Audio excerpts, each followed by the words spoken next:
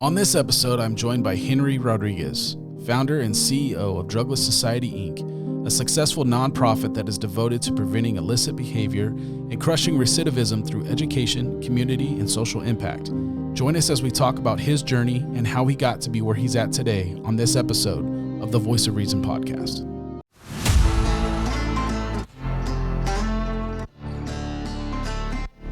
All right. How you doing, Henry? Chilling. Henry Rodriguez, man.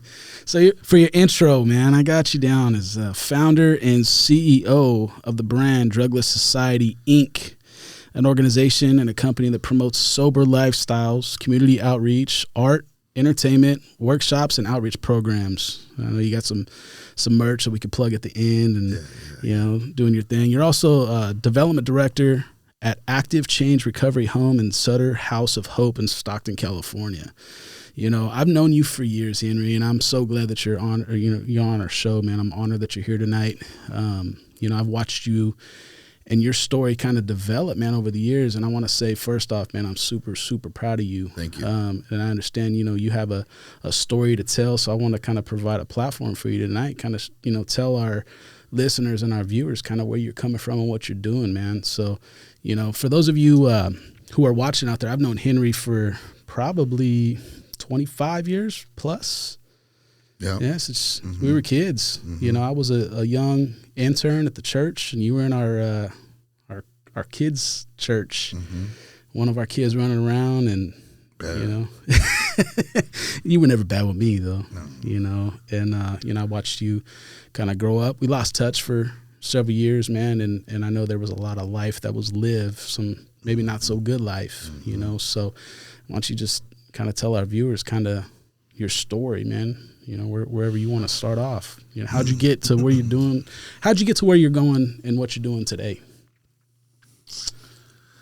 Well, let's start from day one. So when I was born, right, my dad did with me what I've done with my biological dad did with me what I've done with both of my children, right? He dedicated me. As soon as I came out, he dedicated me to God. Right away, right? So I think there's always been a hand of favor upon my life, like throughout my whole life, right? And it's funny because on the way over here, I was listening to a song. It's how does it go? I've seen the evidence of your mercy. Yeah, I think it's like that, right? Yeah, all of my life. Yeah, right. And so I'm listening to that song on my way over because you know there's some things I'm going through right now in my life, and I'm just thinking about like. There's so much, his fingerprints on everything that has happened throughout my whole life and where I'm at today. It was just a buildup, and I understand now that everything that I'd gone through, I had to go through, right? Yeah. And it wasn't necessarily for me, right? But it was for all the people that I'm going to be dealing with. Right. Which, you know, I'm not a prophet or anything, right? But it's like I almost prophesized over my own life, right? He spoke to me. I remember when I was 16, 15 maybe. And I was standing on Pixie Drive. My hair was long, right? And I remember looking up at the sky, and I remember asking God, like, is this all you have for me, right? And there wasn't a voice. It wasn't like, you know, the clouds didn't come up hard. There was nothing like that. And Pixie Drive in Stockton, that's a rough neighborhood. Right? That's right. West Stockton, man. So I'm standing Projects. there, and I'm looking up, and it was my heart that was spoken to. It was my heart that was touched, right? And what was said was the life that you live right now is going to be used for the future, right? And I remember, I cheered up a little bit. I felt a little bit better. Excuse me. And so I remember that. It was. I've never heard something or felt something. It wasn't in my ears. It was in my heart that it spoke, and I heard it through my heart, right? It's a trip, but. So we met at Lakeview Assembly. Yeah, going to church there, involved with the kids ministry. Kids of the Kingdom. KOK. Yeah, Kids of the Kingdom. Buddy Barrel. Yeah. And so I remember my stepdad and my mom. They were going to church there, and they were taking me. And it seems like everything that I get involved in life. I get fully involved in. Yeah. Right? It's like all the way. All or nothing, right? All or nothing, man. And even in that, I remember they would go out and they would have like this, Pastor Jason got a bus where they would do ministry on, and they would take us so we could grab the microphone and be talking, right? And I've always been able to get along with everybody, everywhere that I've gone. I have such a versatile personality, right? That like I could talk and speak and shoot the shit with anybody. Yeah. And so, you were one of my favorites, though. I have to say that. I'm not just saying that because but you were one of my favorites, man. Because you always had a smile on your face, man. And yeah, you were one of those kids. I'm like, Henry, sit down, bro. Yeah. Sit down. Henry, stop. Put that down. Sit down. But you were always like, you always had that smile and that charisma about you, And I think you always knew, like, I loved you, man. Like you're like a little brother, because I was a teenager back then, and so, yeah, you were into everything, but I always knew that, let's face it, man, I always knew God had a calling on your life, man. I'll put that out there, but let's go ahead. I didn't mean to interrupt you. No, it's all good. So I remember being involved, and I remember Pastor Jason, right? Pastor Jason, I mean, he kind of took me under his wing too, because something I would always go and pray for every Sunday. They'd be like, oh, you guys can come and pray. You guys want to pray for something? And I'd always want to pray to like meet my real dad, right? That was a big issue for me is and behind the smile and the charisma and everything, right? Like I was broken, I was hurt. There's a lot of pain inside me, right? Because my real dad, and even to this day, I can't understand how a man could leave a child behind, right? And I've worked through that a little bit. Sometimes it still affects me and it still comes up, right? But the part that I have worked through is that for my children, I'm very involved in my children's life, everything that they do, right? My son, 100%. Yeah. I work, make sure he's into sports, his activities, everything that he does. You're doing a good job. I go all in, man, right? Even it's funny because even all the parents, they know me because I'm that dad yelling on the sideline. Right. Right. Like I'm there. They need to know I'm his biggest fan. Yeah. He needs to know I'm his biggest fan, and I'm rooting for him. Right. And basically, I just learned to do the opposite of what my real dad did. He wasn't present. He wasn't there. Be present. Be there, man. Right? Yeah. So I would go and I would pray. And Pastor Jason, right? He took me. Jason Noble. Shout out Pastor Jason Noble. What's up, Pastor Jason? All right. He took me under his wing, man. And I remember I was 7. I was at a church camp, and I got slain in the spirit, right? And I remember he's praying over me, right? He's prophesying over me. This man, he's saying that I'm going to be doing. I can remember these things, right? I'm going to do something big. I'm going to do something for God. That's in Chico, right? I don't know where it was. Springs of Living Water. I think I was there. I have no idea where it was. What's his name was there though? He died. I can't think of his name. It's not coming to my head right now. Kevin. You remember Kevin? Which Kevin? Kevin, white boy, blonde hair. I don't. So Kevin was there. I think he was one of my counselors or whatever, stayed in the cabin with us at Pastor Jason. And so, like, there's always been this tug of war, like, between me and God, right? God's always been trying to pull me. I've always felt it. And so, I remember we were at the camp there, and I asked Pastor Jason, I was like, hey, will you be my godfather? I don't have any godfather. Will you be my godfather? He was like, yeah, I'll be your godfather, man. So I hit him up when he came out with that movie. Unbreakable, right? Yeah. So I said, hey, remember, you're still my godfather. He was like, yeah, I remember, man. And he's doing big things right now in Hollywood. He is. I'm proud of him. Me too. That's what he said. He was watching me. He was like, hey, man, I'm excited about what God's doing in your life. And so like, there's always been this calling, right? I've always felt, and I tell people, like, I'm God's favorite. I'm one of God's favorite, man. Don't mess with me. Yeah. Don't mess. It's gonna be bad news for you. And so, like, then growing up a little bit, I remember my stepdad. I had a stepdad, solid dude. You know him, right? Roger. Solid dude, man. Stepped in. Took care of me. Real strict, real structured. Hard for me to understand why the way he was at the time. I'm my age, right? But I understand it now, man. He wasn't game goofy, right? He was on top of everything, man. He knew what my move was going to be goofy before I made the move. Yeah, And so I had a hard time with him because of that, right? Yeah. Because of the fact that, oh, he's not my father, right? I had that he's not my father attitude of indifference, right? And of course, I'm able to look back at it now and appreciate everything, because all of those really life skills that he taught me, right? I use them now. Yeah. I use them with my son. And my son can't use the excuse, you're not my father, right? Because I'm Right. his dad. My son, like, we're tighter than two peas in a pod. Right, little Henry. Yeah, we're good. Yeah. We're good. He loves me. There's no doubt. There's nothing nobody could say to him or tell him that is bad about me, because he knows me. Yeah. I've took him along all my journeys with me, man. I took him with me to, well, I'll get to that right now in a moment.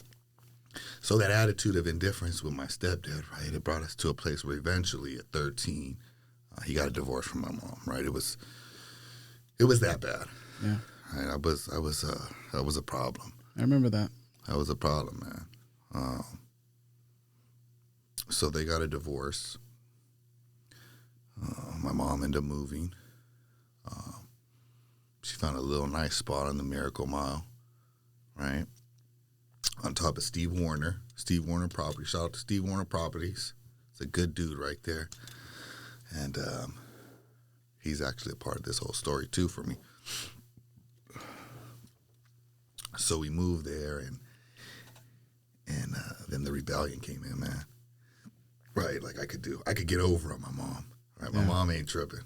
She ain't tripping off of nothing, right? So I started, going out, doing whatever I wanted to do. Start fucking up in school, right? Getting high at school. This is at 13. It's at 13. 13. What were you getting high on? I was smoking a lot of weed. Yeah. Yeah, I was smoking a lot of weed. Anything else? Rena got me high for the first time. Yeah. My sister. I love her. Shout out to my bigger sister, Rena, right? She'll be watching this. She got me high for the first time, but she has been one of the solid, like, besides my mom, like, anything I need, she's there. She's solid. Right? Anything that I need, she's there. She's so solid, man. I love my sister. I love my sister Regina too. Shout out to my sister Regina. Rob took her to the prom. Right? Yeah. Winter formal, yeah. Okay, winter formal. Yeah. It's all the same to me. I don't know. I never been to any of that stuff, so it's all the same to me. Yeah. So yeah, I was getting high. I became it's funny because I've really been looking at this and really been doing like an inventory on this with myself, right? I became real sexually active at 13, right? And that was one of the things that was an addiction that started at that age. It took me on a wild drive, man. And it goes back to when I was young and the molestation, getting molested, right? I got to see my real dad like a couple of times in my life. One of the times that I had seen him was that he had a girlfriend and she had a son.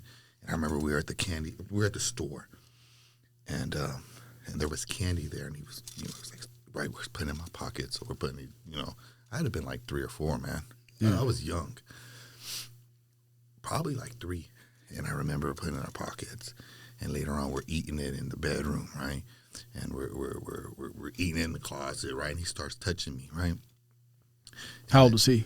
I don't know how old he was. He was older than me. Yeah. But still a little kid, though. He was a little kid, yeah. We were both little kids, but... Which means he was getting molested. Right. Yeah. Correct. It's top behavior, man. Yeah. And so that continued when I was, not with him, but that continued to a family member, a cousin, right, doing it to me. Then that continued to another kid doing it to me. I remember when I was in preschool, the older kid would come. There was an older kid that they would come. They'd put us down for nap time, right? And they'd have like an older kid come around. Horrible idea now, man. I'm just like, what were you guys thinking? Yeah. Should never have an older kid putting younger kids down, right? And so he would reach his hand underneath the blanket and he would touch me, right? And then it continued with different areas, right? So, not knowing, right? Just getting an erection, right, off it being touched, right? Liking the feeling of it, right? When it came to when I was 13, I was messing with this girl, and she didn't molest me, right? Right. We did what we did, and that was an instant gratification, man. That was something that took away everything, all of my problems, right? It's funny, right? Because like I've recently been working on this, man, and so it wasn't just the drugs that were taking me, getting me out of my feelings, right? It was the sex that was getting me out of my feelings at a young age, and that's understandable because that releases endorphins and everything else right. too. So the same endorphins that are released in your brain, during a sexual encounter, they say it's the same endorphins that are released when people are doing like cocaine and stuff like that. So yeah, there's a connection with that. So that was like something that, the girls came, yeah, right, and that was something I was chasing and misusing girls at a young age, right. So there was that. Then there was the drugs. And then there was going out late, and then I remember I got kicked out. I got kicked out of so many schools in elementary, right? That it just carried on to when I went to high school. I went to Lincoln. I got kicked out of Lincoln after a quarter. Then I don't think I went to school for the rest of the year. Sophomore, I went to Stag.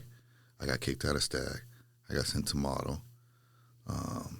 Continuation, yeah. Right, continuation school. I went there for a little while, and that's where I actually met.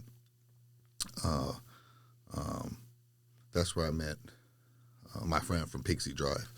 I remember I was in class, and he'd be tagging, right? Artwork. Yeah. People call it tagging. I say it's artwork, right? Because it's beautiful. It's writing. It's just own creative artwork, right? And you know what? Really, they should have something in schools for these guys, man. These guys, because they should capitalize on it. They should give them a wall to hit. Right. You know what I mean? Hit our school logo. I've always said that. You say that. And when I went to Stag, we had a kid named Jason, and he was a graffiti artist, and we had to do senior project, and they gave him a whole wall to do his senior project, and that mural was up for years and years and years, man. Like literally probably 10 years. It was a huge mural, probably 30, 40 feet wide and 10 feet tall, and he actually had Amos Alonzo Stagg's face that he spray painted on there, and it was beautiful, man. And, it said Stag High School and had like, different backdrops from the city. It was cool, and it was graffiti art, and the school had that, and they need to do more like that. But you're absolutely right. They do. And I think it would bring a little form of unity amongst these guys who are beefing, because it gives them purpose. Well, and the whole tagging game, man. These guys beef. Some of them beef like gangs. You know what I mean? Right. And that's actually how I got involved with them. So my buddies tagging stuff up, and me and my cousin and my other cousin, my little cousin, right? We come up with this little tagging gang, right? And we banged it like it was a gang, right? And so what happened was, so you're what, 15 now? 14, 15? Like 15. I'm about 14 or 15. Yeah. Yeah, maybe 15, because I was a sophomore, so probably like I was like 15. And so we're banging it like it's a gang, right? So this gang has a tagging crew from the younger kids. Lewis Park has taggers and stuff. So me and him, we hit it off, man. We were just tight. And I remember I was like, yeah, I could rap. He was like, oh yeah, my boys could rap too. I was like, man, I'll eat them up, right? And I remember when I went out there and I heard them freestyle, I was like, never mind. Yeah. I was just kidding. I was just joshing. Right? Let me start tagging again. I couldn't even tag, dude. That's why I was the one banging the tagging thing. Yeah. You know what I mean? And so we were out there so much that they were like, hey man, you're out here with us all the time. You might as well be a part of the gang, right? Yeah. And I remember me and my cousin looked at each other, and my cousin was like, I'm gonna do it. I was like, you serious? He was like, yeah, I'm gonna do it. So he got put on that night, right? And then they were like, who's next, right? I was like, let's go. So then I got put on that night, right? Put on meaning you had to put in work with them, knuckle up? One of the first, there's processes, man. And one of the first process was, getting jumped in. Yeah. And there's like, they get excited. Get excited. So there's like 30 or 40 guys around me, man, right? And I'm on court B, and I remember I'm looking around like this, and one of the bigger, shorter homies, right, from Insane Blood Gang, he was looking at me. He was like, "Are you ready? You ready?" I'm like, "I'm ready. Let's go." He was like, "All right, go." He was like, "Wait, right, that right." And then some more people would come, He's like, all right, go. He's like, no, wait. And then more people were coming, right? And I'm like, fuck, man, like my adrenaline's going. I'm ready to go, man, right? And he's like, wait, hold on. And so I was like, man, fuck this. So I ran, right? And I smack one of the dudes, right? Boom, I smack another dude, right? And then boom, they just start coming at me. And that's all I remember. I remember socking one, then socking another, then running towards the middle, boom, but that's all I remember, right? And so they had given me the name Vicious because I'm the first one to ever take off on somebody. Yeah. When getting jumped at, I was the first one to ever take off on somebody first, right? And so there was that, amongst other things. And there was just a camaraderie that was there, man. Whenever I never had nobody who had my back. You know what I mean? Nobody ever had my back. I remember there was one time at Stag, they came and they got me. They're like, yeah, we're about to rumble with the essays, right? They didn't use the word essays. Yeah. But they were like, yeah, woo. I'm like, let's go. So I'm going, walking down the hallway, right? And then, this is the front of the school and it's the front hallway. So they have the area in front of the office right there. And then they have where the essays are, right? So I'm walking through this. And I turn back, and I'm the only one. They all stayed behind. I'm like, what are you guys doing? Yeah. You guys came and got me, right? Yeah. And so I just felt like nobody ever had my back. And there was another time when I was in Blue Ridge Circle. My sister lived right there. And I was in Blue Ridge Circle, and some of the guys there, they were like, hey, you want to smoke? I'm like, yeah, let's smoke, right? I'm like, got my pipe too. What's up, right? And I was hanging out with these guys at Lincoln. And so I go, and one of them grabbed me up, right, and start punching me. I'm like, man, what's going on, right? And so he didn't know that I had like a rod in my sleeve, right? So I got to get away from him, right? And he's like, I'm not done with you yet. I remember him saying that, right? So I pull the rod. It literally slid. I remember it gliding out and grabbing it, turn around, just smacking him upside his head with it. And he was blind in one of his eyes for a while, right? After getting hit. Josh Harper. Shout out Josh Harper. Right, Chicago. He's my homie now, though. Right, Yeah. like we're cool, man. We're cool now, right? But I smacked him with the pole, and he couldn't see out of that eye for a while. And I remember we had to do we had to sit down with Jack. Do you remember Jack? Jack was like an old school Mexican. He did a lot of work in the community. Bald head. I'm sure if I saw him. Yeah, I so know him. he sat down and we had to do like this thing between us. Over at I can't think of the name right now. It was like a call-in. Basically like a call-in. Yeah. Like an intervention. Mm-hmm. Between you and Josh. Yeah. Josh Harper. So it wouldn't happen anymore. So nothing would take on from that, right? But even there, like there was guys that like I really hung out with that didn't even give me a heads up that this dude was going to do that to me. Then. Yeah. You know what I mean? And they were just going through the motions, right? That's it, man. Yeah. That's it. But for you, and correct me if I'm wrong, it was filling a void for you that you felt you didn't have because you felt like people were leaving your life, right? Oh yeah, definitely, man. Yeah, big voids. So when I got connected with this gang, right? Like there was a lot of beefs and a lot of funks and a lot of things that were going on, man. And I remember what was the turning point for me that I was like, man, I'll do anything for these guys. Right, I was getting in a fight with this guy from another little tagging crew, right? And it was me and my cousin. We seen him. He pulled up, and he was like, it was like 5 or 6 guys in a Buick, right? I'm like, oh shit! I told my cousin, I was like, call the homies, right? Because we were down the street. We were on Hardy at the tattoo shop when Henry was tattooing right there on Hardy, Ink City. Right, we were right there, and I was like, "Call the homies, man. They gonna jump us, right?" Well, they didn't jump us. The dude got out, and we went 1-on-1, right? And so the homies, they ended up leaving, but the homies still came through, and they're like, "What happened?" I was like, "Oh man, no, it was 1-on-1." They're like, "Nah, fuck that. Ain't no 1-on-1. Let's go to the house." So we hop in. There's 3 of them in the car. Me and my cousin hop in. We drive down the street, right? And I remember I looked down, right? And the gang that I'm from it's an Asian gang, right? And so, like, these guys are, like, first generation, second generation here in the States, right? So they come from, like, a background of like guerrilla warfare, like for real. Like it's Yeah, not like just these guys jokes. came from Cambodia and Vietnam and Laos. So you pull into Lewis Park, right? I remember. I mean, there was, the stories are real, right? It's not a lie. There's different guys on the roofs, right? Man, I don't want to get into it, but it's like guerrilla warfare. We worked that city, Well, you know that. So, you guys know, yeah. Yeah. So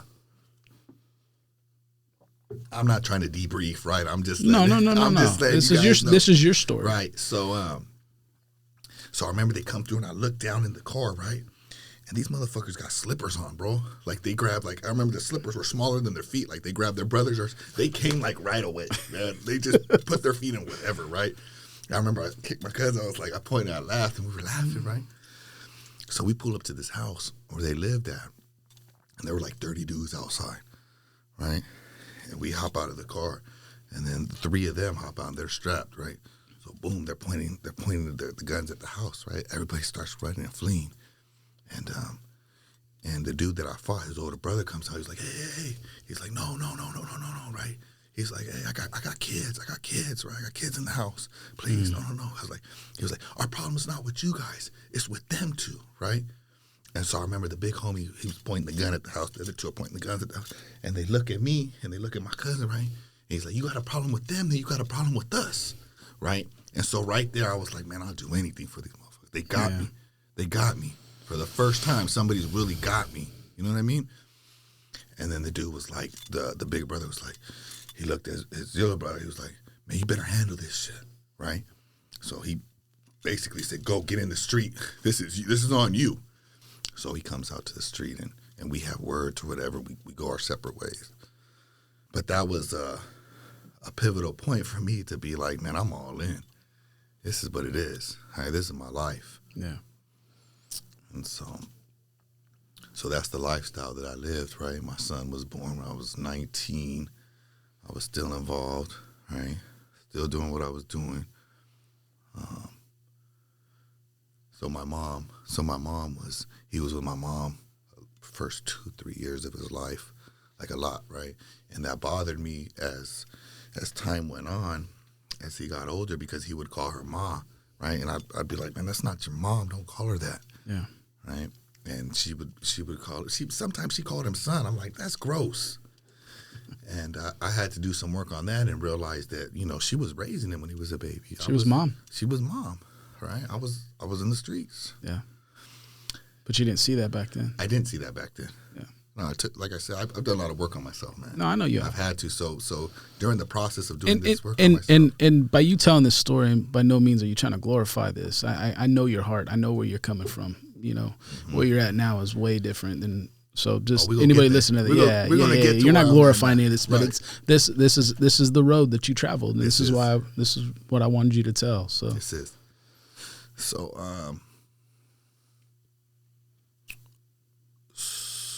So I get introduced to a family member of mine who's my cousin, right? And he's from Oakland, and didn't nobody want to fuck with him. Yeah. Like as far as like on the street, like people were scared of him, right? So me and my other 3 cousins were like, damn, yeah, right, yeah, we like, and me and him did a lot of things together. So we're driving. One day we're driving down Ponce de Leon strapped, and we're going to do some things, whatever we do, right? Obviously, I'm from the west side. We have no business in the north side, right? And he was like, man, I don't know what's going on. This gun keeps jamming, right? He got 2 380s. I got the AK. And so he puts it out the window, and pop! He's like, oh, there it goes, right? He's like, there it goes. I was like, all right, cool. So we go, we make a stop. We're coming back down Ponce de Leon, right? And you see like 3 cop cars, like that, get behind us, right? I'm like, oh, shit. So then we turn down Thornton, and we're going down Thornton. And they come in with their sirens, right? So now there's like 8 or 9 cops behind us. And I tell him, I look at him, I'm like, man, what you want to do? And he was like, no, not right now. So I was like, all right. So he was like, put him under the seat. So we stuff him all under the seat. We get pulled over. Felony car stop. Yeah. So we're stopped, pulled us out, guys got the car, guns on us. I remember we get taken downtown. The ATF comes in to talk to us. I'm in there for like 30 seconds, right? Not talking. Come back.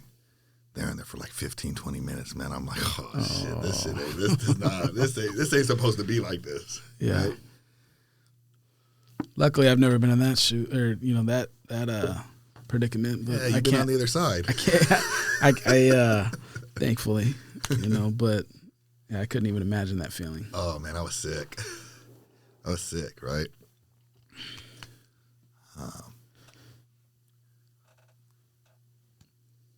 So he was trying to weasel his way out. The girl that was the driver was saying everything was mine. Mm. This is one of those things where, like, God was watching over me, man. He ended up doing some time in the county. She ended up doing some time in the county. I got a program, right? Yeah, I got a program. But it's all yours. I got a program, man. Right? Well, what happened was we were going to court. They kept postponing and postponing. Yeah. The first thing, they're like 25 years, right? So I'm, that's my first time as an adult. I'm like, so you're about 19 now? I'm 20. 20. Yeah. Okay. And this is my first time as an adult, so I'm like, what the fuck, right? Yeah. I mean, I'm thinking like, I'm going to the pen. Right. Well, let's knuckle up then. Whatever it is, what it is. I'm gonna do what I got to do, right? And I remember, I find God in there, right? And I run into the big homie, right? And the big homie's like, man, that's cool and all. You know what I mean? You want to do that in your cell, right? But when you come out here, it's go time. We don't do that, right? So I followed his advice, right? I would pray in my room, talk to God, and when I came out of my room, it's go time. Whatever goes, goes. So we're doing. It's only the county. It's not like it's the penitentiary or anything, right? So politics aren't. But I'm going back and forth, and every time, so my son's mom, her mom was real involved in Victory Outreach, and she was really close with the men's home director of Victory Outreach, Stockton. So he was coming to every court date, and he was telling my public defender, like, we have a bed for him. Is it Big Dave? That's not Big Dave. Big Dave was doing Lodi. Big Dave was Big Dave, but he used to do Stockton though. Yes, he was before. He's probably quite Dave a few Valdez. years. I love that guy. That's a good dude, man. That's a good dude right there. I grew up with his son too. Yeah. Okay. Yeah. Beans. Yeah.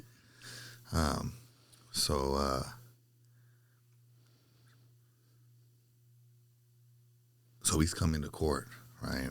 He's coming to court every court day. He's there, and then finally, they're telling him like, no, this ain't gonna happen. We're not releasing him. There's no way he's getting a program. God's favorite, man. I'm God's favorite, right? So finally, they're like, my public defender comes to me. He's like, I don't know what happened, but they're gonna allow you to go to the program. How much time are you looking at? I think like a few years, like 4 or 5 years. Came down to that. Yeah. Mm-hmm. And then that's what they gave me a suspended ATF sentence. was involved, so that's federal charge. Right. Yeah. So they had told me that stipulations were if I get in any trouble, anything. They held it over your head. You're gone. You're gone. And my public defender even recommended to me. He was like, I'm gonna recommend you don't do this, man. Because if you do this, you're done. You're done. You're done. I was like, man, I'll take it. Yeah. You know what I mean? I'll take it. I'm cool. So I go to Victory Outreach Men's Home, right? Man, that's one of the hardest programs I've ever been to. I don't even know guys who can make it through that thing. Right? So I go to Victory Outreach Men's Home, and there I learn a lot of discipline. There I learn how to pray. Right? They wake you up in the morning. Well, you obviously have to get up yourself, but wake up is like 6 o'clock or 5:30. Got 15 minutes, brush your teeth, wash your face, drink some coffee, read the Bible, and then you guys pray for an hour every morning. And every church service, before church service, you pray an hour before church. So Sundays, You're praying an hour before Sunday service, and you're praying an hour before Sunday night service. Yeah. Right? Wednesdays, you're praying in the morning at the house. You're praying an hour before the service. And that was like the men's home is considered the backbone of the church. Mm-hmm. Right? A year in the men's home, they say, is equivalent to 4 to 5 years of going to church. Right? You're getting that much in. And Pastor Robert Mays has spoken to me, and he was like, because I was doing so well, off and on, I was doing so well. Well, I hit a few bumps in there where I would leave. Right? I'd get in a fight with somebody, or I'd get into it with somebody, and I'd be like, well, one time I got into it with somebody, I was like, man, fuck this, I'm out of here, man. Yeah.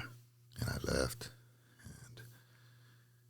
and I remember I went to my baby mama's, and she wasn't like really welcoming. She was like, because she was doing her thing. Yeah. So she wasn't really welcoming. She was going to go out that night. She was planning on going out. I was like, I thought I was going to go home and kick it with her, right? She wasn't feeling it. She was like, you need to go back. And then I had a chance there, there was a chance to go with my boy Drew, or there was a chance to go back to the home. And I think he ended up dropping me off back at the home. And so any one of those times, right, the director could have been like, you're gone, dude. You're done. No. But Eric Garcia, the home director, right, one of my first mentors, he was like, we got into it all the time. And he was one of those guys that was like, this is my face, right? He's like in your face, like, wow, wow, wow, wow, wow, wow. Right? Hey, you need those people sometimes, You man. do, right? Because I wouldn't take that from just anybody. But for some reason, like him, I would take it from him, man.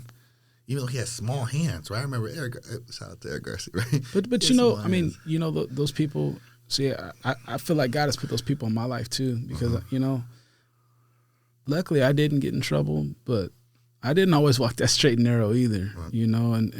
And my background was very similar to yours, actually, with my brothers and stuff. And, thank God I had those people that told me the things that I didn't necessarily want to hear, right? But I needed to hear it. Right.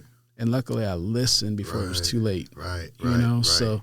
Like, I wouldn't take that from nobody, right. bro. Like, I didn't give a fuck if you were an adult, if you were older than me. Like, motherfucker, what you want to do? Yeah. Right? But I received it from him. Yeah. I received it from him. So. That's big.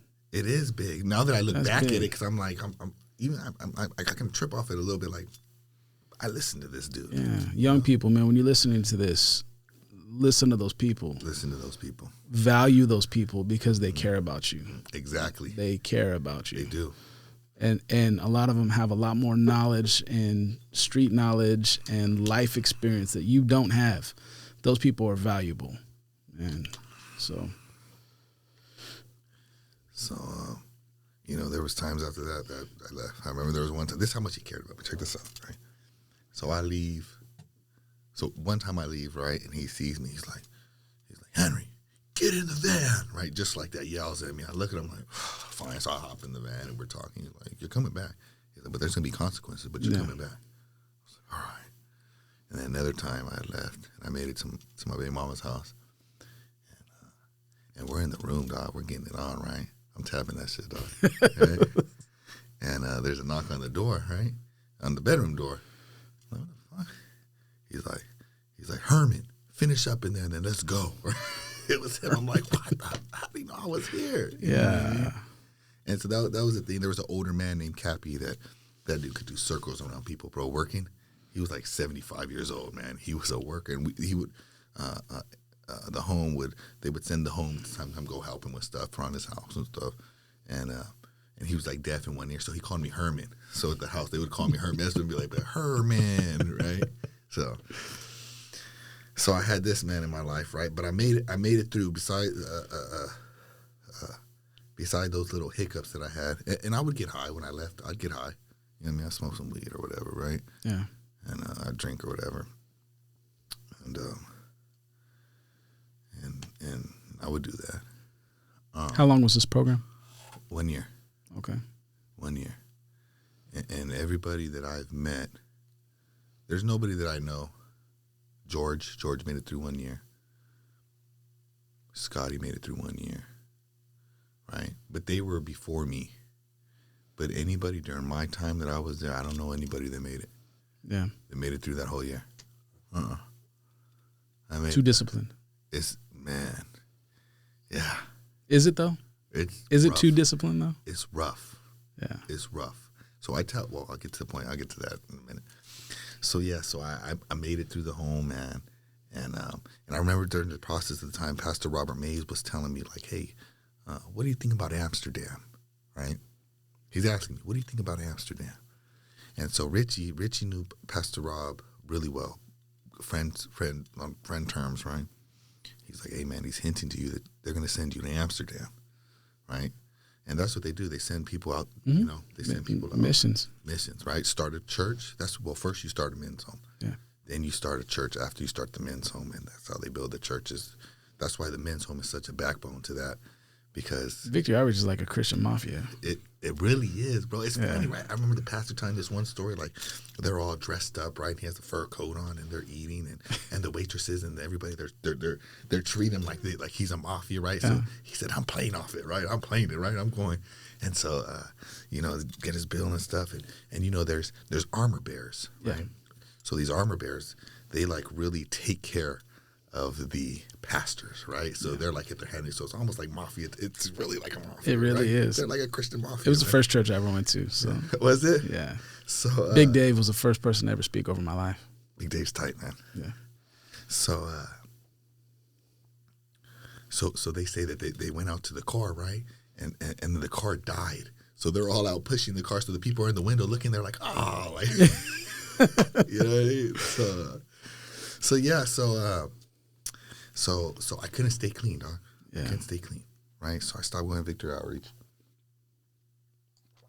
And it's almost like, you know, if you don't go there, they don't mess with you, right? Yeah. So I stopped going there. Started hanging back out with the homies for a little bit. You made it how long in that home? I made the year. You made it the year. Okay. Over a year. But then you start slipping up after a little bit. 12 or 13 months, and then Eric kind of knew, right? He was like, all right, man, you can move out. You're good. You're done. Right? I didn't leave the day of. A lot of people, like a lot of people left the day of, right? I stayed for a little bit longer. He saw through you, though, huh? He did. Yeah.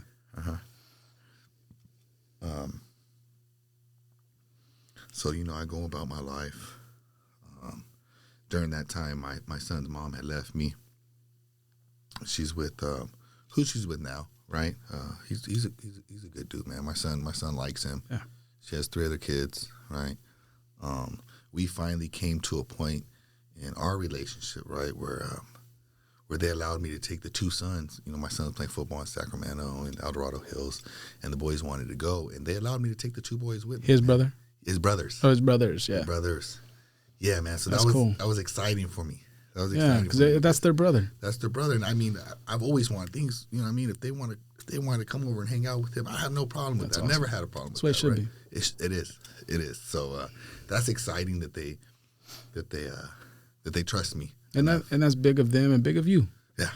Yeah, that's good. So, matter of fact, recently I got him a haircut. My son a haircut, right? I got him a haircut. He has a mullet, right? But his mom was so pissed because I let him put a line through his eyebrow, right? And then it connects to the side of the design through the side of his head. And she was pissed. She was so pissed, bro. So they were like, they were telling me, they were like, hey, thanks for picking up the boys and bringing them with you. It was a playoff game. Yeah. And I was like, yeah, it was another time they let me take them again. I was like, yeah, it's not a problem. You know, I told the boys that wherever I go, they're allowed to come with me. They could go wherever, do whatever. They're good kids. I did let them know that I can't get them haircuts though. So I started laughing. You know what I mean? But yeah, you know, things are pretty cool. Things are going well with them. That's good. Because it wasn't always like that with her. It was like cat and dog, man. Really bad. Yeah. Really bad. It took a long time to get to. Sounds like she had some growing up to do too. We both did. Yeah. Yeah. And that's understandable. Mm-hmm. So I'm done with the men's home, right? I'm still kind of go back to a little bit of doing what I do. Started hanging out with old friends again. Started hanging out with old friends. But this time I remember I got high and I thought they were trying to jump me, man. Like I had to get out of there.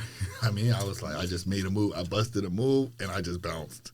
Do you think they were, or do you think that maybe you just... Nah, because I've been over there after. Okay. Yeah, I've been over there after. I've been over there, you know. No, I've never been DP, man. Never. I've seen a lot of homies get DP. I've never been DP. I never really fucked up like that, though. Yeah. I've been pretty solid, man. Yeah.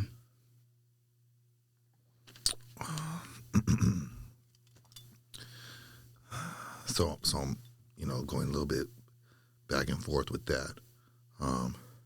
When I'm coming out of the home, I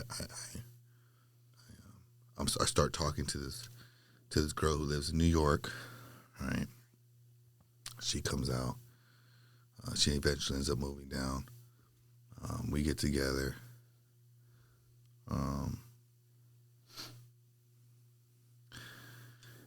I end up getting clean, right? But during the process of that home, right, after I finished the home, I remember Jim Soy. Shout out to Jim Soy, right? He was my case manager at drug court, and he was like, no, you're not done. Just because you're done with this home, you still got to do some other things. You got to go to some meetings. I'm like, what do you mean, man? I finished. He's like, I need you to go to some meetings. What kind of meetings? He's like, recovery meetings. Like, all right. So I find this AA meeting. I go to this AA meeting, and I sit in there, and it's just like, Yeah. So I go back, and I'm like, yeah, man, I went to this meeting. He's like, oh, no, this AA. I want you to go around the corner to another meeting. I want you to go to it's an NA meeting. There's people your age. All right. So I go to that, and there's people crying and talking about their issues. And I go back to them like, man, I got my own issues. Why do I have to listen to their issues? Right. So he had told me, he was like, man, just keep coming back. Yeah. I'm like, all right. So I kept going back, and I was still getting high and stuff, right? And then I got a little punk ass job at the arena. I remember I thought I was, little punk ass $300 a week I was getting, man, working over there like a slave, man.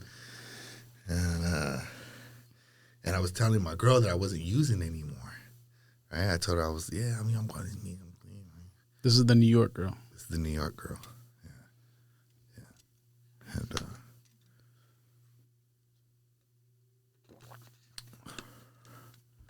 and so we're together, and she finds out that I am using, right? I forget what happened. I think I told her or something. And she was like, she wanted to leave me. And my mom, my mom had talked to her, and she was like, if you leave him, you never loved him, right? I don't know, somewhere that something clicked with her. And so she didn't leave me, right? And then from that point on, though, I took it serious. And I was like, because what happened was I went out to L.A. So my grandma got into an argument with my mom. And my mom was like, Henry, you need to get her out of here. I don't know what happened, right? She was like, she's got to go, like right now. I'm like, right now? She's like, yes, I need you to drive her back. Because she had a car, but she couldn't drive her car. And so I'm like, all right. So I drove my grandma down to L.A. They brought me a Greyhound ticket to come down that night. But during the meantime, in between the process, I had like 65 days clean or 66 or something like that, 60-something days. But I wasn't doing no work on myself, right? I was just, going in there, getting my slip signed and not using. So I see my cousin out there, right? So me and my cousin are kicking in, and my cousin's in the car, and, he busts out some shit, and he's smoking in. And I'm looking at him like, hey, man, let me hit that. And, he's Mexican, and he talks with the voice. He's like, hey, Kikis, he's like, because that's what they call me, Kiki, right? But he's like, hey, Kikis, you don't have to hit this for me to think that you're cool, right?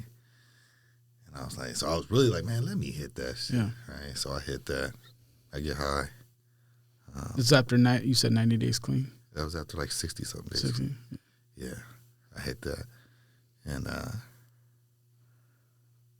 I remember it was like 2 a.m, and I'm getting on the Greyhound, and I'm walking, right? And there's like seats, right? I'm trying to find a seat, and people are like falling over like dominoes, acting like they're boom, boom, boom, boom, boom, right? Because they want the 2 seats to themselves. Mm-hmm. And I remember I'm walking, I'm like, motherfuckers, right? And I look up, and this guy looks up at me with one eye, right? One eye peep, and then closes his eye like that, right? I caught you. Yeah. Let's scoot over. So I went all the way to the back, right? And there was it's a 3-seater in the back. Yeah. And this chick's taking up 2 of the seats, right? She was a large woman, right? And so I'm like, fuck, man. I'm like, fuck, I got to sit down somewhere. So I sit down right there. And then a person comes out of the bathroom, just blew up the bathroom, right? I was just going to say the lav is back there. Man, whoever it was, blew up the bathroom, dog. And I was just like, oh, fuck. So that was my experience of what I remember one of the last times getting high. And it's like, man, fuck this shit, right? And so I came back and I was like, I was ready to do the work. Yeah. I was ready to do Just tired of that lifestyle, huh? I was just tired of it, man. And so I prayed, and there was some guys that I had in mind for sponsorship, and like 5 guys. And you know, I could go to a meeting at any time now, right? But there was specific me. I went to like 12 o'clock then, 12 o'clock noon or 6 o'clock. I wasn't going to no morning meetings. It was a Saturday at 8 a.m. So I was like, God, whoever you got for me, right, out of these 5 guys, make it clear. So I went, and one of those 5 guys was there, so it was clear to me. And so I started to do the work with this guy, man. And but during that process of going to the meetings, right, not only going to the meetings, but with Jim Sui, going through drug court, right, all that, everything was an experience for what I'm doing right now. Yeah. Right? Everything was a setup for what I'm doing right now. So what are you doing now? Well, I'll get there. Hang on. Yeah. I'll get there. Give me a second. I got you, man. We got it.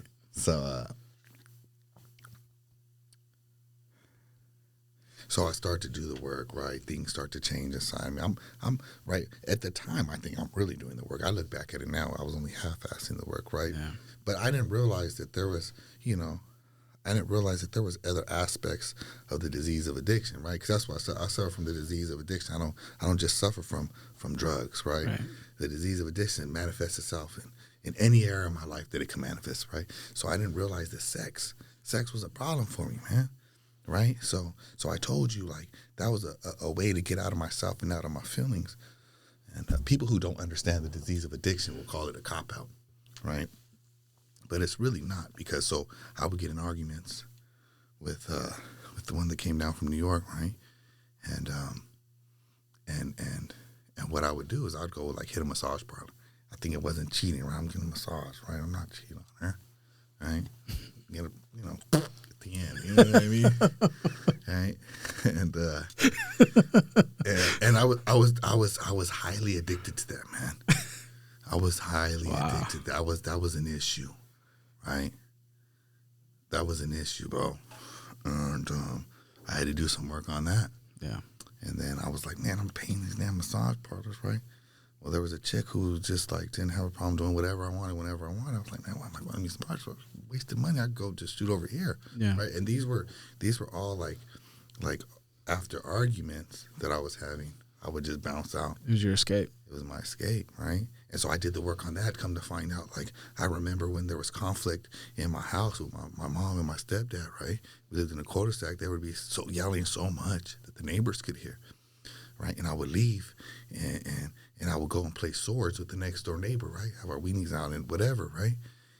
I was escaping. I learned that's how I learned how to escape, right? Mm.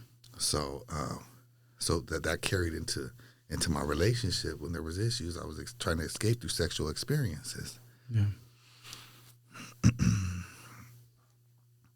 So I dealt with that for the longest, right? I'm still doing the work. Like, the drugs, they're not a problem. The alcohol is not a problem, right? I could be around, see it, right? I don't recommend that for anybody who's in recovery, or even early in recovery, even late in recovery, right? To put themselves in any type of situation like that. But I just knew that I was done. You can be around it and it's not an issue. It's not an issue, man. I have no desire. I see it once people start to act up. Like, I have cousins who like to drink, and you see them once they start drinking, they're fighting with each other. Yeah. I'm like, I'm out of here, man. So I get through that process, right? And I realize that, the disease it will act out in whatever it can act out in. So I'm working on myself, trying to just become a better person. I start to get really involved in recovery meetings, right? In recovery groups. I start a meeting, called it Midnight Madness. It was cracking, dog. Yeah. it was cracking, right? But the thing was, I was doing the right things for the right reason, right? I was in service for the right reason. I wasn't doing it for a limelight or fame or anything. I became really popular behind that in the fellowship, right? And I just wanted a place for addicts to go, be able to go at 12 o'clock on a Saturday. You've always owned the room, though. You know? Any room that you ever entered, you always owned it. I do remember that about you. That's a good thing, and I mean that as a compliment. It's not me, it's God. Yeah, God's favorite. It's God's favorite, man. The favor, right? Yeah. And so like a small meeting on a Saturday night was like 40 to 50 people. Yeah. That was a small one. I became only standing. There were people caravanning from Sacramento, San Jose, Vacaville, right?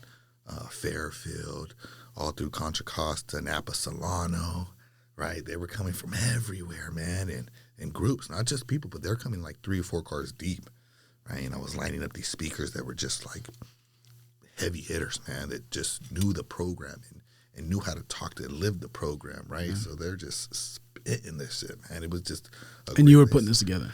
I was putting this together, right? And then we go eat after. We go to Denny's. We go to Midnight at Bernie's, right? Because Midnight at Bernie's was barely just opening, man. And so I start to meet a lot of people and get really involved. And those became like my friends, right? The program became my friends, became my family, doing a lot of things there on the holidays. And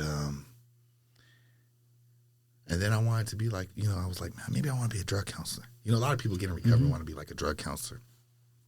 So one thing that I learned in sponsorship was like how to follow directions, right? I learned how to follow directions.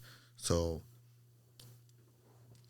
my friend Steve Ryan, right? Shout out to my boy Steve Ryan, solid dude, right? He was working as a drug counselor at Pacific Centers when it was open on Center Street. So he was like, "Hey man, you could come over there and intern with me." So I was like, "All right," but at the time I was also working a union. I was a roofer and a waterproofer, and the days were like slow. I was only working like 3 days a week, but I was bringing home like $800 for just those 3 days. So I was able to get by. And on the off days, I would go and I'd intern with him. And I remember one time we're sitting before court is open, right? I'm in there before court is open. I'm in there with case managers from CDCC. I'm in there with probation. I'm in the parole, the judge, right? And I just like, oh man, this is cool, right? Like I'm back here. I'm somebody, right? Yeah. Probably a pretty good feeling to be on that side. It was. And to be able to see how much, right? Because like I told you, I went through drug court. I thought they were always against me. But to see how much they're actually trying to help you. And that they're people. They actually care. They care. Yeah. They do. So I remember one day we're sitting in there and the clients are in there, right? People are in court. And we're sitting like where the jury sits, right? And he looks over at me. He's like, "Hey, Henry." I was like, "What's up?" "Hey, God wants you to quit your job and do this." And I looked at him. I was like, "You're right." So I quit my job, right? So my girlfriend at the time was pissed. What are you doing? Yeah, she was heated, man. She was heated. And so I'm doing that. And then I'm doing little like side work for my friend who has a HVAC company, right? Doing some of that work too at the same time.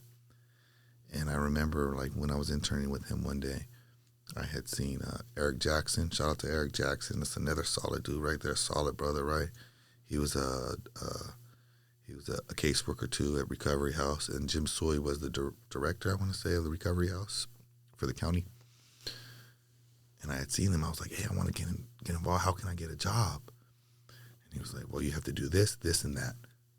So I did this, this, and that, right? And then they called me for an interview, and I ended up getting hired over there at Recovery House. And that's where I got to meet like a lot of counselors. I got to really just meet like a lot of people. See behind the scenes. Man, I love that job. Yeah. That was a solid job. I was a driver. So I remember I'd be bumping music in the car, right? Like I dressed like a square, right? So like nobody really knew who I was or what I was. And I remember there was this guy who came in, right? and he had known me from the streets.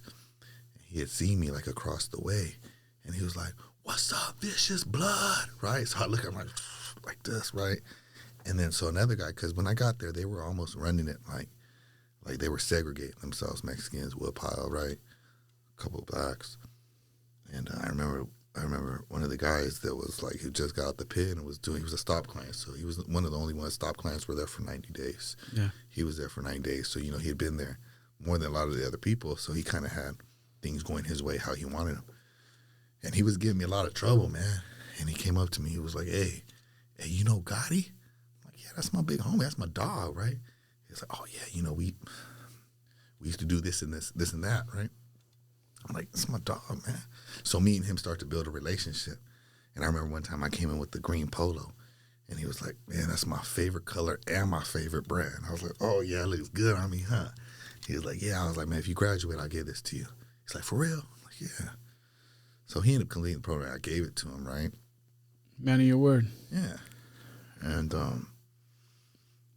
And me and him, I mean, we were just, because T Grizzly, I don't know if T Grizzly is a rapper, right? So I remember I put the CD in, and it's T Grizzly's on First Day Out. So I'm like, he's like, oh, you listen to that? I'm like, yeah, dog. I got like 3 other guys in the back. They're all, you know what I mean? We're in a we're in a county vehicle, right? And I'm smashing in the county vehicle. They're like, hey man, slow down the police. I'm like, man, it's a county vehicle. We good, bro. Yeah. You know what I mean?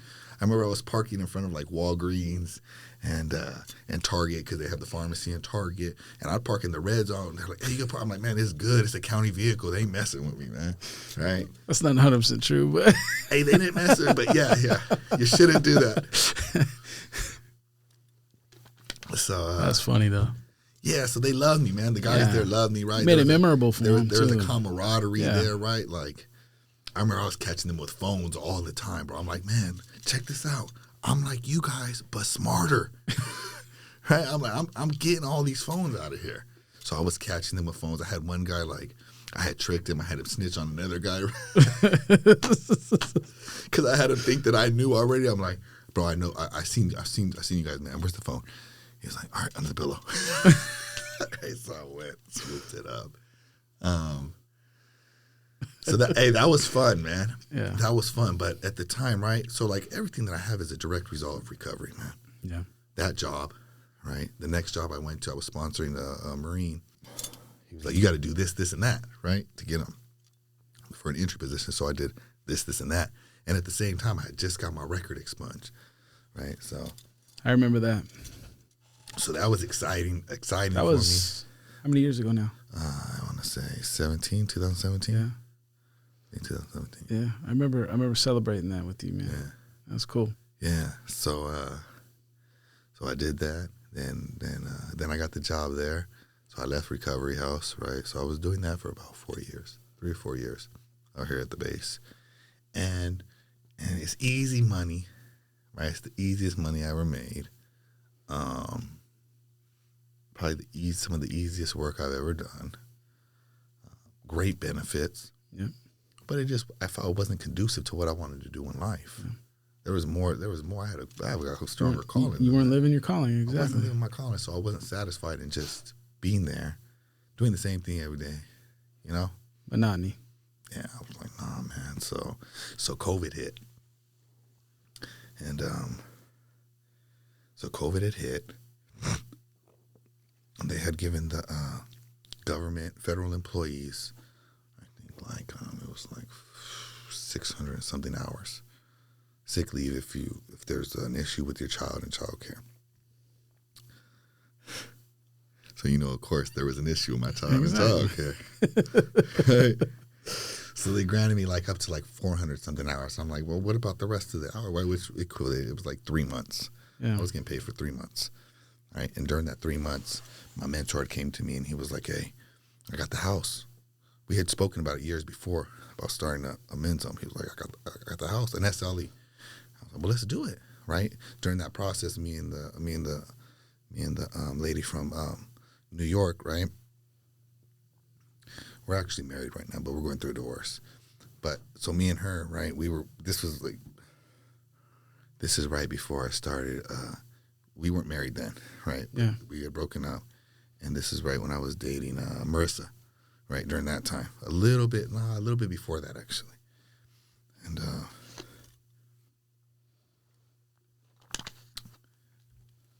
so I was like, let's do it, man, right?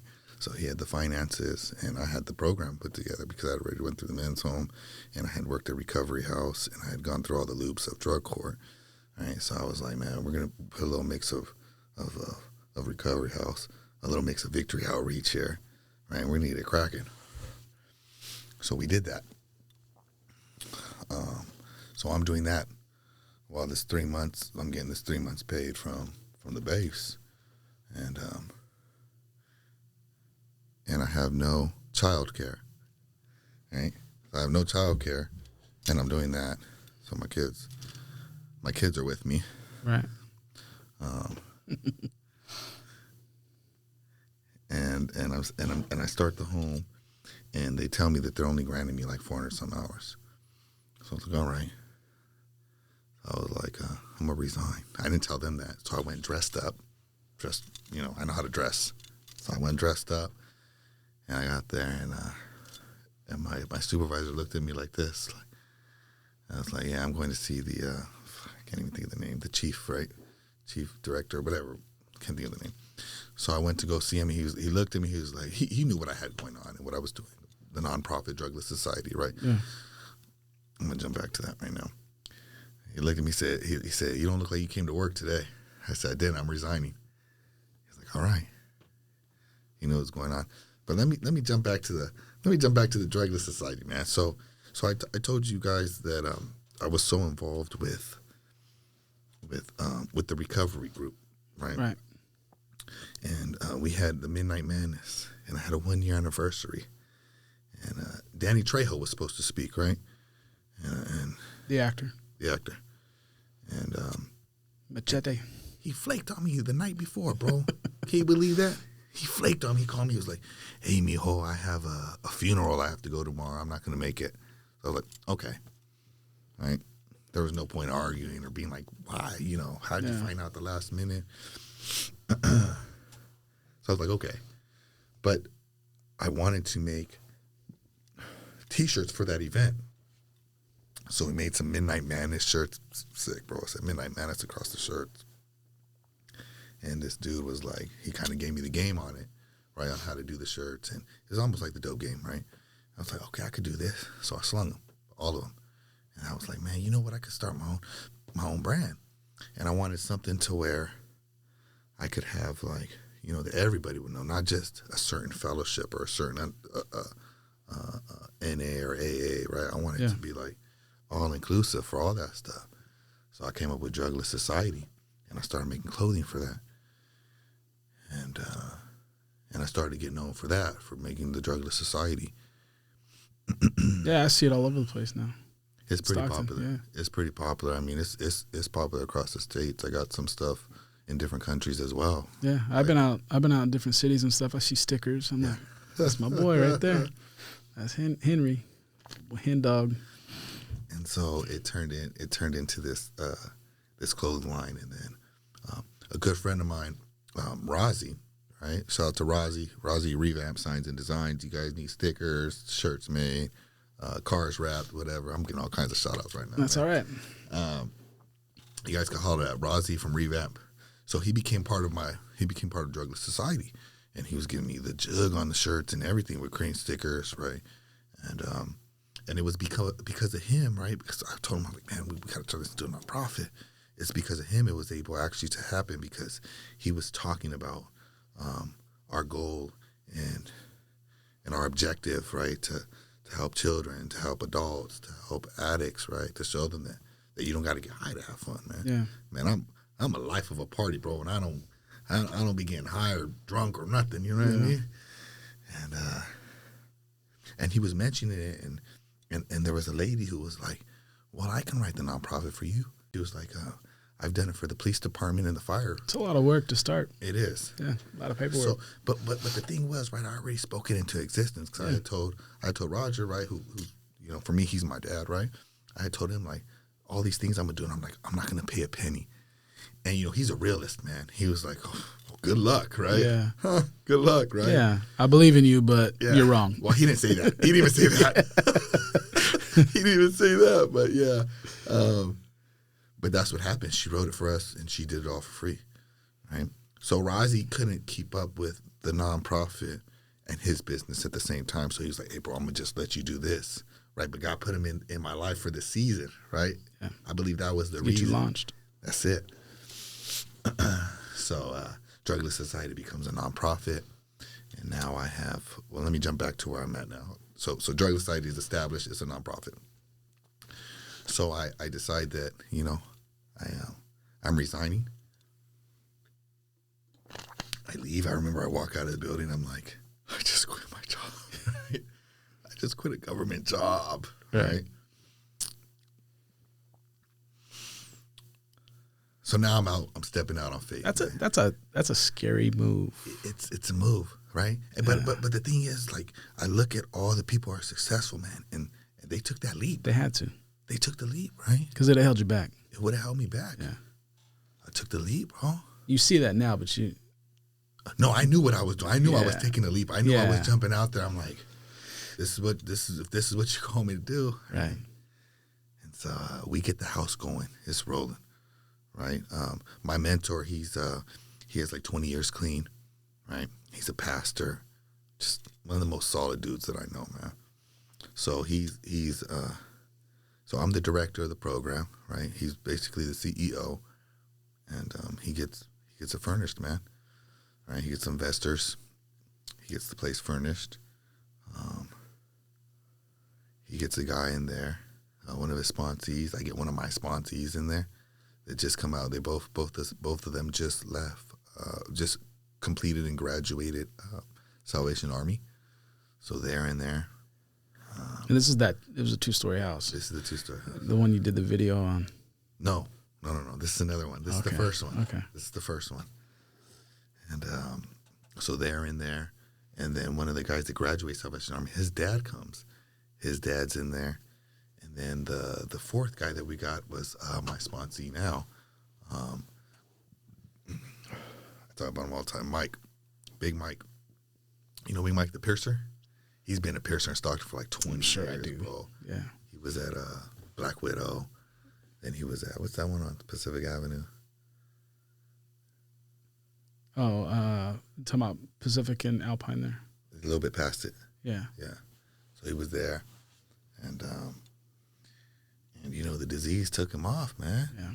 It took him out. And I had tried to get him to meetings a couple of times. He was doing really bad, man. I was trying to get him to meetings a couple of times. And the first meeting he ever went to, I took him. And he just didn't go, right? So like a year later, I have the home, and he calls me. He's like, hey, man, like, he just needed to talk to me. So I went to go where he was. He was in a trailer, no running water, no electricity. Right? It was a mutual friend of ours. And I was like, bro, you gotta leave, bro. You gotta come with me. You're not staying here. You're coming with me. And so he came with me, and he's been clean ever since, bro. That's awesome. Matter of fact, he just opened up Lost Dreams tattoo and piercing. That's his. He owns it. That's so cool. That's, if you guys need a piercing, he's been piercing for over 20 years. He has tattoo artists in there. It's on Pacific Avenue, and I think Robin Hood. Is that where 31 Flavors is? Yeah. And Chuck's? Yep. All right, so he's on Pacific Avenue in Waterloo. Lost Dreams Tattoo and Piercing. Pacific and Robin Hood. Mm-hmm. Swain. Or is it Swain? Swain. Is it Swain? Where Chuck's is? Yeah. Yeah. All right, Swain. Pacific is Swain. Lost Dreams Awaken Tattoos and Piercing. Yeah, man, he's one of our success guys, man. He's doing the work, right? He's working on himself. He got overweight, man, like 500 pounds, right? And recently he's taken the action to I'm meal prepping for him, so he's lost like 13 pounds in like a week, and he's doing everything, man, like health wise, right? First, you gotta get a hold of the spiritual first, man, because so spiritually, mentally, and now physically, man, He's coming back. He was a professional power lifter. He holds world records, man. Wow. Yeah. So there's that, right? He came into the home. And then there was another buddy of mine. Well, not so much a buddy at the time, right? I had just known him from working for the county at Recovery House. He comes in, and well, he didn't come in. I picked him up off the street too. He was staying on Mount Diablo on the side of the freeway, and I went and I picked him up one day. I was like, "Come on, man, let's go. You ain't living like this." He was like, "Well, I just got some new stuff for my tent. My mom brought me this water jug." And I'm like, "Man, fuck that. We're getting you all new stuff. Let's go." So he came. He has 17 months clean. He's been working for a furniture store established furniture store for 16 months. He never had it. He's 29. Well, he was 29. I think he's 30 now.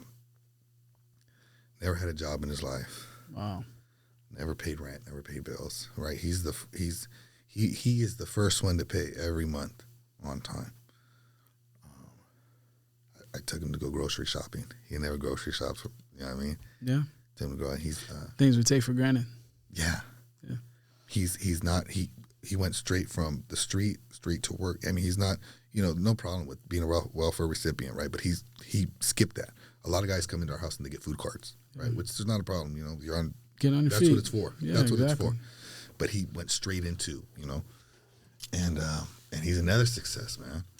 And then one more guy came. He called me, and he was on the streets, and he had a CPS case. He had a domestic violence restraining order, and he was homeless.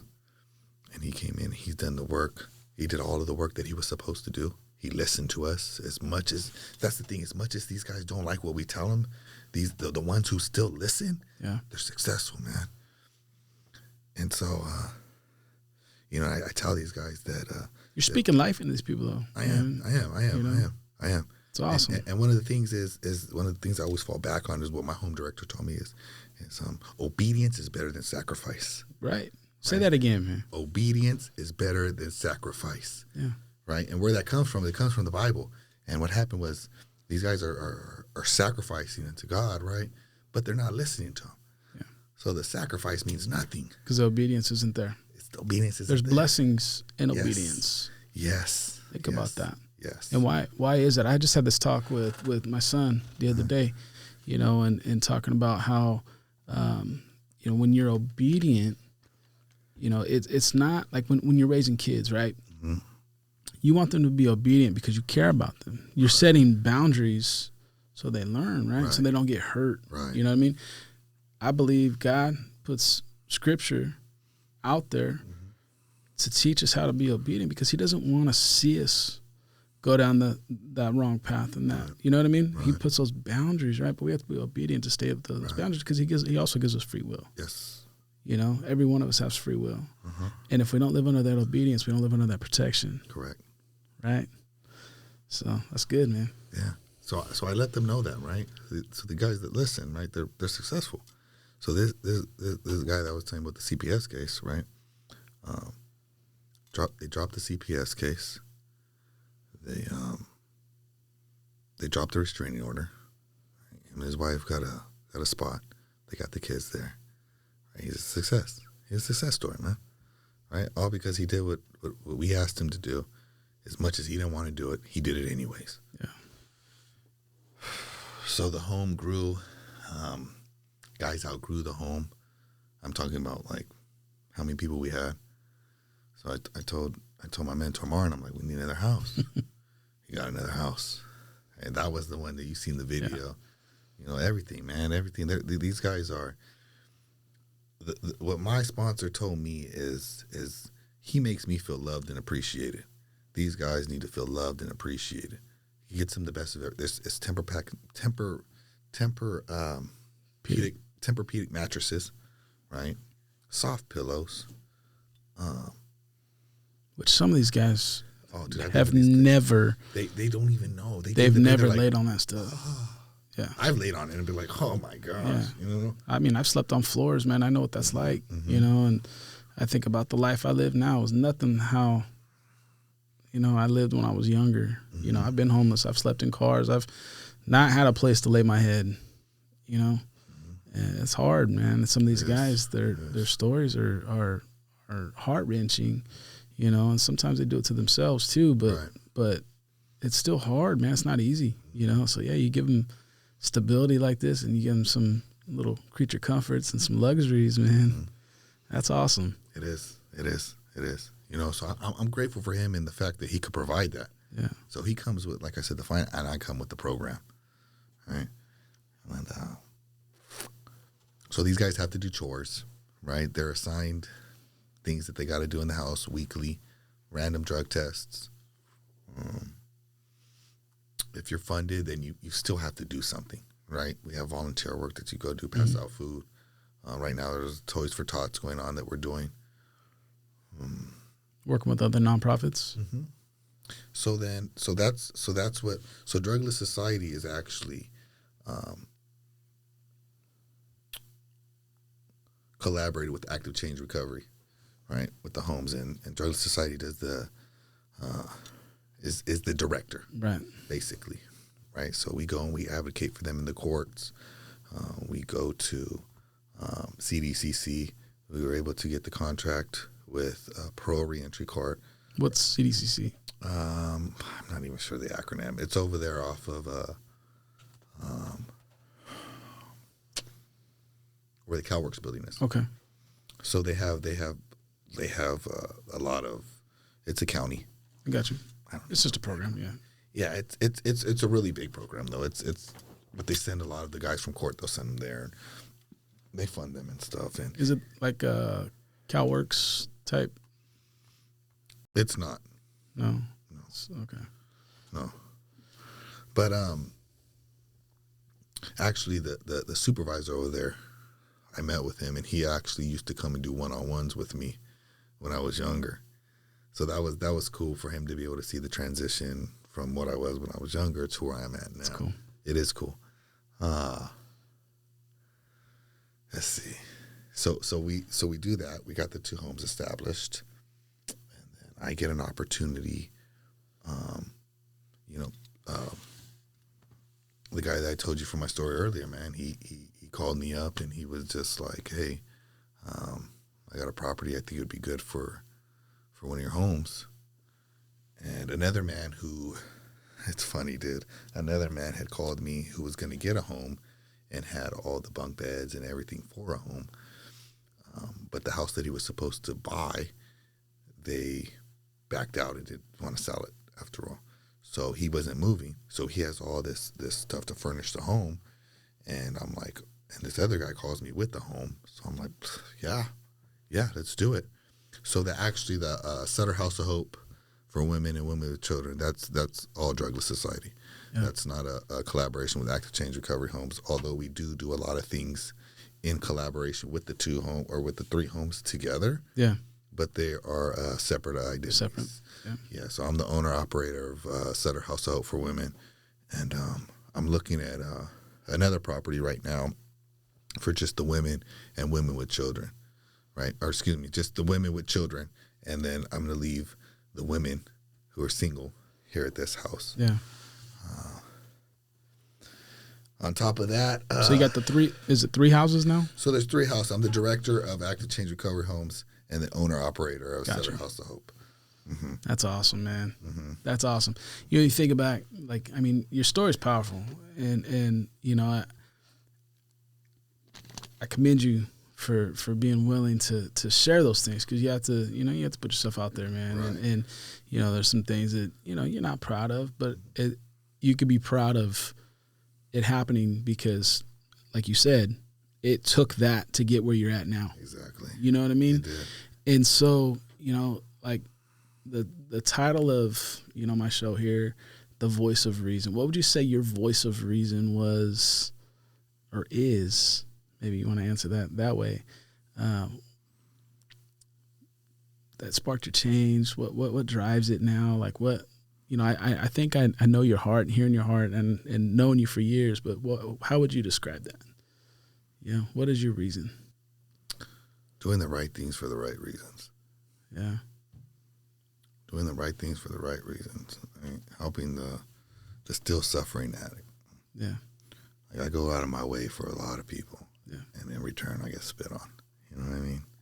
But it's okay because those three that man who gets to go home to his children. Yeah. Right. This other one who has the lost dreams. Right. This other one who's working. Right. Those three right there were like, you know, the drive. Yeah. Seeing the women. There was a time where I was like, man, I might shut this woman home down because these chicks are crazy. Right. And then they got wind of it and them telling me like they've never felt safe or Yeah. spot before. That's the reason. That's awesome. That's awesome. I commend you, brother. Thank you. So how can people find you?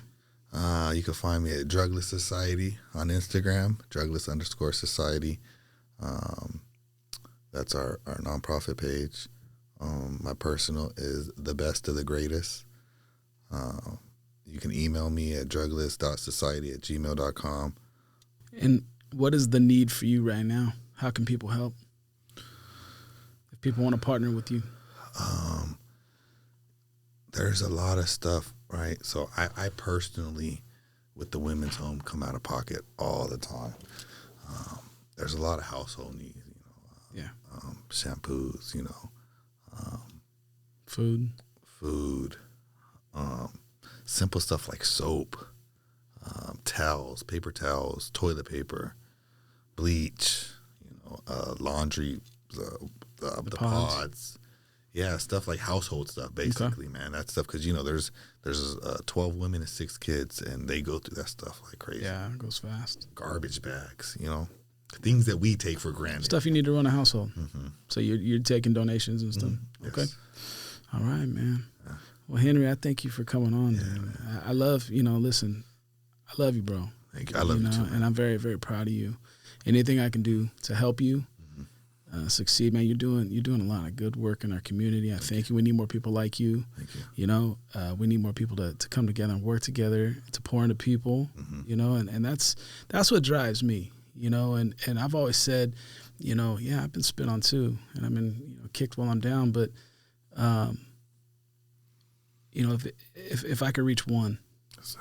you know what I mean? That one might be the one that reaches thousands. Absolutely. Absolutely. So keep doing what you're doing, man. You are doing God's work, man, and I thank you for the work you're doing in my hometown, in my community. I may not live in Stockton anymore, but that's my hometown. That city raised me, and so I have a lot of love for Stockton, and that, I know you're branching out, man, and it's not just about Stockton, but, that's where it started for you. And, man, I'll shake your hand. Thank you, bro. Seriously proud of you. So anything I can do to help you, man. All right? Thanks. Any last words? Oh, man.